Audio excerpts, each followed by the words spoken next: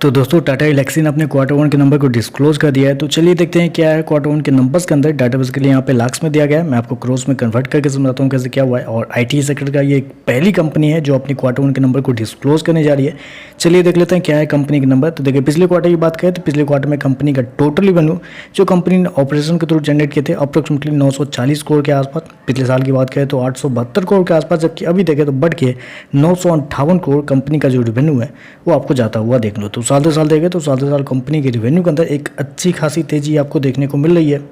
लगभग बोल सकते हैं 9 से 10% के आसपास का जंप है साल से साल कंपनी के रेवेन्यू के अंदर। वहीं अगर क्वार्टर क्वार्टर जाते हैं तो क्वार्टर क्वार्टर भी देखें तो कंपनी के रेवेन्यू के अंदर एक हल्की सी तेजी आपको देखने को मिली। वहाँ पे भी देखते हैं तो ऑलमोस्ट बोल सकते हैं 2% के आसपास का जंप आपको देखने को मिला। मैं आपको बता दूँ जितने भी मार्केट रिपोर्ट निकाले गए थे ब्रोकरेज के द्वारा, जितने भी रिपोर्ट थे मेरे पास लगभग 5 से 6 रिपोर्ट है जिसमें सबका यही कहना था कि इस क्वार्टर में कंपनी का जो रेवेन्यू है वो क्वार्टर क्वार्टर हल्का सा बेहतर होगा, जो कि 3 से 4% के आसपास का ग्रोथ का मानना था कि 3 से 4% के आसपास आपको देखने को मिल सकता है। एग्जैक्टली उतना ही उसके आसपास ही आपको देखने को मिला है, 2% के आसपास का ग्रोथ है। साल दर साल देखें तो वहाँ पे मार्केट के जितने भी एक्सपर्ट थे उनका यही कहना था कि इस बार 9 से 10% के आसपास का ग्रोथ आपको देखने को मिल सकता है। एग्जैक्टली देखें तो 9% के आसपास का ग्रोथ आपको देखने को मिल रहा है। तो आप कह सकते हैं टोटली इन लाइन आपको देखने को मिल रहा है कंपनी का रेवेन्यू। चलिए कंपनी के खर्चे क्या है वो देख लेते हैं। तो देखिए पिछले क्वार्टर में 677 करोड़ खर्च किए थे, पिछले साल 624 करोड़, जबकि अभी देखें तो कंपनी के खर्चे 706 करोड़ के आसपास आपको देखने को मिल रहा है। तो कंपनी के खर्चे भी देखें तो कंपनी के खर्चे ऑन एन एवरेज कंट्रोल में ही देखने को मिल रहे हैं, क्योंकि पिछले क्वार्टर से अगर आप गौर करते हैं तो पिछले क्वार्टर से कंपनी के जो खर्चे हैं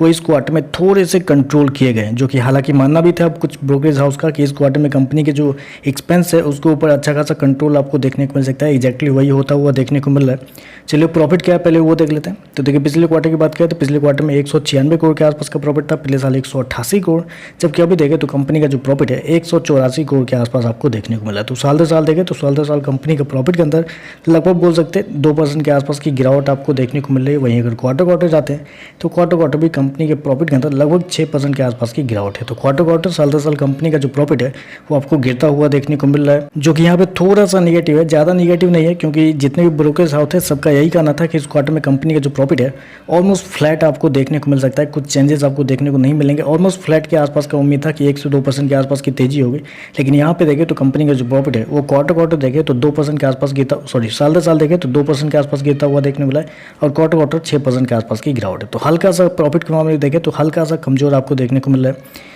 ईपीएस की बात कर लेते हैं। तो देखिए पिछले क्वार्टर में 31.5 रुपये का ईपीएस था, पिछले साल 30 रुपये के आसपास, अभी देखें तो 29.5 रुपये के आसपास आपको देखने को मिला। तो ओवरऑल अगर देखा जाए तो मेरे हिसाब से कंपनी के जो नंबर है मेरे हिसाब से कुछ खास नहीं, एवरेज टाइप का नंबर आप बोल सकते हैं, क्योंकि रेवेन्यू जितना मार्केट को उम्मीद थी उसके आसपास ही आपको देखने को मिल रहा है। और प्रॉफिट की बात करें तो प्रॉफिट जो है वो थोड़ा सा मार्केट को उम्मीद से थोड़ा सा कम आपको देखने को मिल रहा है। तो ओवरऑल देखें तो मेरे हिसाब से थोड़े से एवरेज टाइप के नंबर है, देखते हैं मार्केट कैसे रिएक्ट करता है। तो चलिए बस आज के लिए बस इतना ही। वीडियो पसंद आए तो लाइक कीजिएगा, साथ में साथ चैनल को सब्सक्राइब जरूर कीजिएगा। धन्यवाद।